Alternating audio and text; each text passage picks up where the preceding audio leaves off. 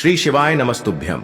हर हर महादेव। दोस्तों, आप सभी लोग जानते हैं कि 15 सितंबर 2025 यानी सोमवार को पड़ रही है श्राद्ध महीने की नवमी तिथि। और दोस्तों, ये वो तिथि है जो पितृपक्ष महीने में पड़ने वाली सबसे बड़ी तिथि है, क्योंकि यह सोमवार के दिन पड़ रही है और इसका बहुत ही बड़ा और विशेष महत्व होता है। पूज्य गुरु जी ने कहा है, अगर कभी भी मौका लग जाए और पितृपक्ष महीने की नवमी तिथि सोमवार को पड़ जाए तो आप लोगों को 11 चावल के दाने वाला उपाय तो अवश्य ही करना चाहिए। इन दोनों का संयोग बहुत ही कम आता है। और दोस्तों, पूज्य गुरुजी ने अपनी शिव महापुराण की कथा में बताया है, इस दिन आपको 11 चावल के दाने वाला उपाय तो अवश्य ही करना चाहिए, क्योंकि ऐसा दिन पूरे साल में सिर्फ एक ही बार आता है। और दोस्तों, आप सभी लोग जानते हो कि सोमवार का अगर सबसे बड़ा कोई उपाय है तो वो 11 चावल के दाने वाला उपाय है। तो दोस्तों, इस सोमवार के दिन आप लोगों को इस 11 चावल दाने वाले उपाय को जरूर करना है। बहुत सारे लोग होंगे जिन लोगों ने इस उपाय को न किया हो, मतलब पूरा साल निकल गया और उन्होंने किसी भी दिन इस 11 चावल दाने वाले उपाय को न किया हो। पर दोस्तों, आपके पास एक आखिरी मौका बचा हुआ है जो कि 15 सितंबर के दिन है। तो इस दिन आप लोगों को इस वाले उपाय को जरूर कर लेना है।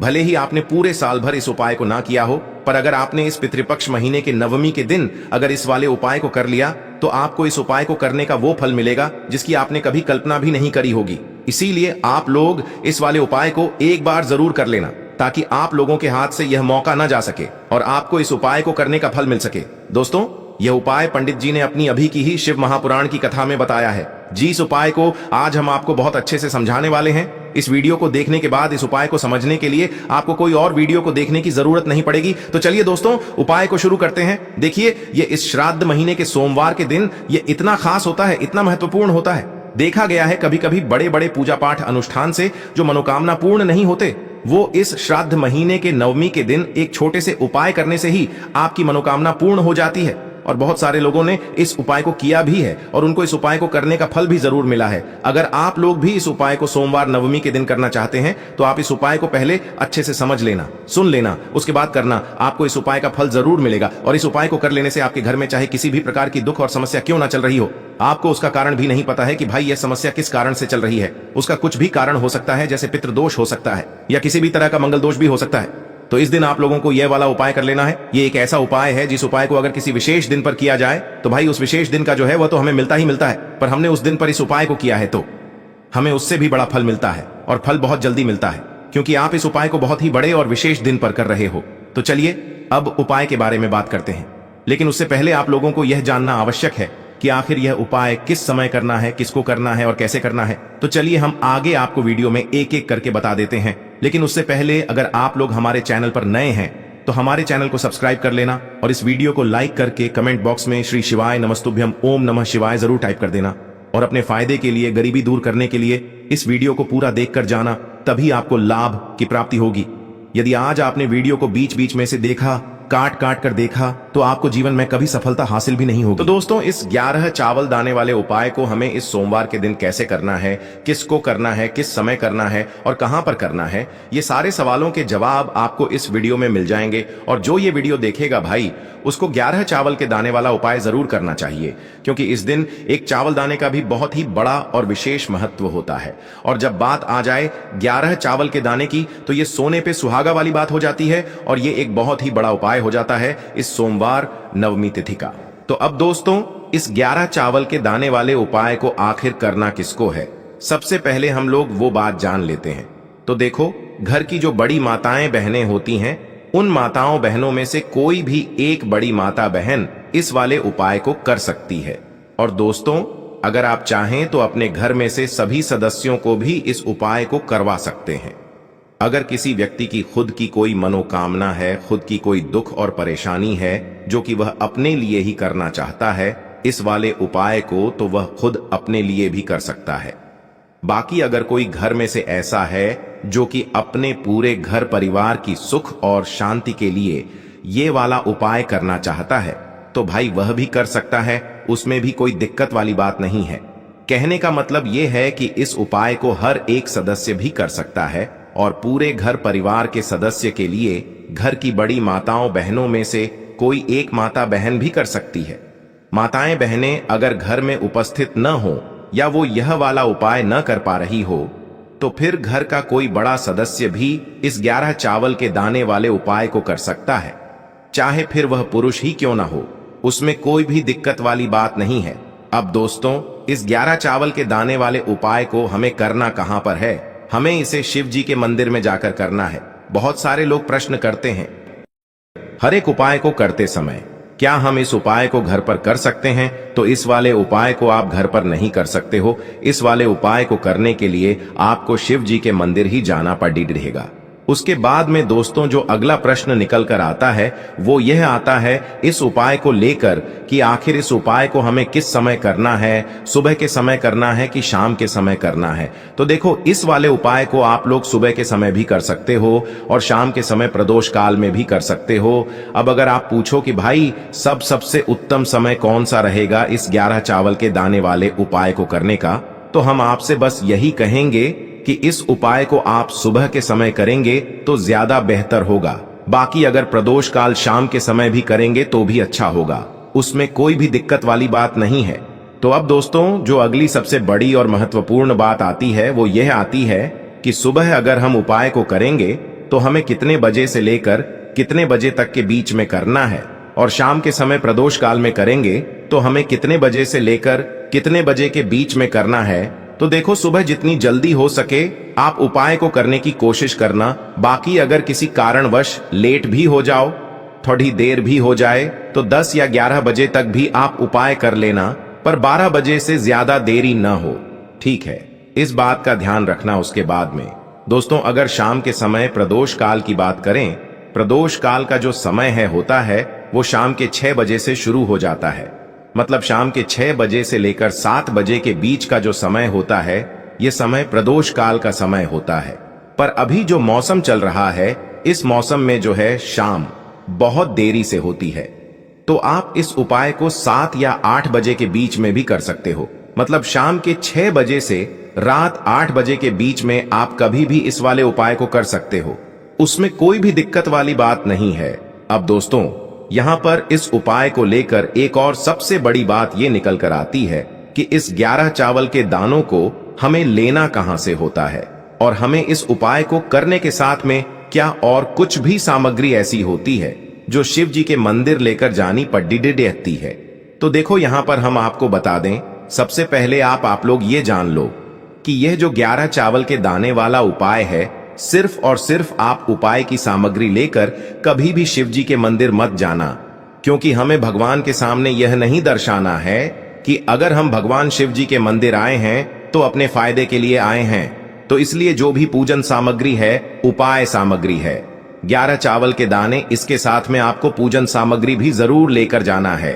देखो अगर सुबह के समय उपाय कर रहे हो तो सीधी सी बात है, 1 लोटा जल तो आप लेकर जाओगे ही जाओगे।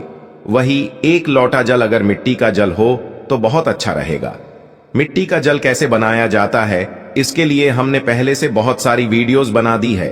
आपके पास इस दिन एक आखिरी मौका रहेगा मिट्टी का जल शिव जी पर चढ़ाने का और उपाय को करने का। बहुत बड़ा आपको इस दिन फल मिलेगा। तो इसलिए इस दिन हो सके तो भाई मिट्टी का जल चढ़ाना, तो अपने साथ में कम से कम 1 लोटा जल तो आपको लेकर जाना ही जाना है। अगर मिट्टी का जल नहीं है तो घर का जल भी आप इस्तेमाल कर सकते हो। इसके अलावा जो भी पूजन सामग्री है, देखो 11 चावल के दाने ये अलग आपके रहेंगे और जो आपकी पूजन सामग्री रहेगी वो अलग रहेगी। पूजन सामग्री में आप जो भी चीज लेकर जाना चाहे वो लेकर जा सकते हैं, उसमें कोई भी दिक्कत वाली बात नहीं है। वहीं अगर हम बात करें शाम के समय की, तो शाम के समय शिव जी पर जल नहीं चढ़ता है, इसीलिए शाम के समय आप लोग एक दीपक तैयार कर लें जो कि गोल बत्ती का आटे का शुद्ध देसी गाय का घी का होगा, है ना? इस बात का आप लोगों को ध्यान रखना है। और इस दीपक को आपको घर से जलाकर नहीं लेकर जाना है, भगवान शिव जी के मंदिर में जाकर ही जलाना है। इस बात का भी आप लोगों को ध्यान रखना है। अब दोस्तों यहां पर हमें इस बात को समझना है कि यह 11 चावल के दाने हमें लेना कहां से है। क्या हमें दुकान से लेकर आना है, या हमें अपने घर से लेना है, या कहां से लेकर आना है, और कौन से चावल लेना है, क्योंकि चावल भी बहुत प्रकार के होते हैं। तो देखो इन सभी सवालों के जवाब आप लोग एक बात में सुन लो कि भाई ये जो उपाय है, इस उपाय में आपको ये नहीं देखना है कि भाई कौन से चावल है कौन से चावल नहीं है। बस जो भी चावल ले रहे हो वो चावल का दाना सबूत होना चाहिए, मतलब साबुत होना चाहिए। टूटा हुआ नहीं होना चाहिए, कटा पिटा नहीं होना चाहिए। ये बात आपको ध्यान रखना है। बाकी आपका चावल बासमती हो या सादा चावल हो या कोई सा भी चावल हो, उसमें कोई भी दिक्कत वाली बात नहीं है। तो सीधी सी बात है कि आपके घर के रसोई घर में जहां पर आप भोजन बनाते हो, वहां पर जो भी चावल आपके उपस्थित हो, उन चावलों में से अपनी एक कटोरी भर लेना या एक मुट्ठी चावल अलग से निकाल कर रख लेना, क्योंकि हम 11 चावल ही यहाँ पर इस उपाय में लेने वाले हैं, तो हमें यह चावल के दाने गिनकर निकालने पड़ डढ़ेंगे। इस बात का आप लोगों को ध्यान रखना है। तो अपने उस चावल की कटोरी में से या चावल में से 11 ऐसे चावल के दाने आप लोग निकाल लो जो कि टूटे हुए ना हो, कटे पिटे ना हो, जिनमें कोई दाग ना लगा हुआ हो, है ना। अच्छे साबुत चावल के दाने 11 दाने आप लोग निकाल कर रख लो और इन्हें किसी भी एक कागज की पुड़िया में या किसी एक छोटी सी कटोरी में आप लोग रख लो, ताकि यह सुरक्षित रहे। आपके एक भी चावल का दाना इधर उधर ना हो और आपका उपाय भी पूरा अच्छे से हो जाए। तो भाई जैसे ही आपका उपाय की जो सामग्री है, 11 चावल के दाने ये तैयार हो जाते हैं, उसके बाद मैं आपको जो भी अपनी पूजन सामग्री है, सुबह के समय कर रहे हो तो 1 लोटा जल या पूजन सामग्री जो लेकर जाना चाहो उसकी भी तैयारी कर लेना। और शाम के समय जा रहे हो तो भाई अपना जो दीपक है उसे तैयार कर लेना, ठीक है। और उपाय को करते समय शुद्धता का विशेष रूप से ध्यान रखना, ठीक है। सुबह सुबह स्नान करने के बाद ही उपाय को करने की आप लोग तैयारी करना। उसके बाद अगर शाम के समय की बात करें तो शाम के समय आपको स्नान करने की जरूरत नहीं है, पर शुद्धता का ध्यान रखना है।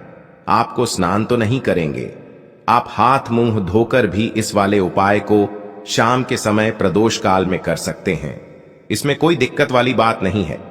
तो आप अपने उपाय की पूरी सामग्री तैयार करके आपके पास ही में जो आपका शिव मंदिर हो वहां पर पहुंच जाइए।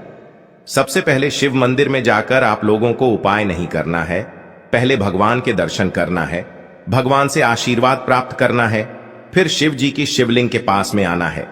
शिवलिंग के पास में आने के बाद आप जो पूजन सामग्री लेकर आए हुए हैं, जैसे कि सुबह गए हुए होंगे तो 1 लोटा जल और जो भी पूजन सामग्री लेकर आए हैं, आप उनसे भगवान शिव जी की पूजन कीजिए।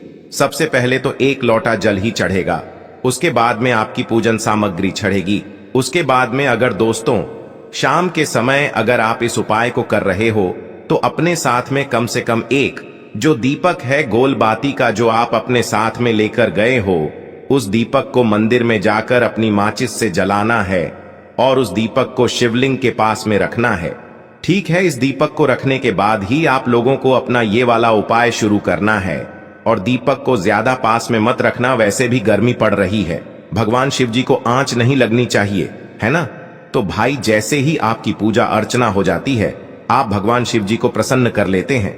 उसके बाद में शिवलिंग के पास ही में आप कहीं पर बैठ जाइए, सामने या आसपास जिस जगह पर आपको बैठना हो वहां पर बैठ जाइए और अपने वह 11 चावल के दाने अपने सामने निकाल कर रख लीजिए, क्योंकि अब यहाँ पर उपाय को यहाँ पर करने की आपको तैयारी करना है। और इस तरीके से जब आप उपाय करेंगे, पूजन सामग्री करने के बाद, पूजन अर्चना करने के बाद, तो आपको उपाय का फल बहुत जल्दी और बहुत बढ़ा होकर मिलेगा। तो अपने 11 चावल के दाने अपने सामने निकाल कर रख लेना। और यह जो उपाय है यह आपकी सीधे हाथ की हथेली से होगा, इसलिए इस बात का भी विशेष रूप से ध्यान रखना है।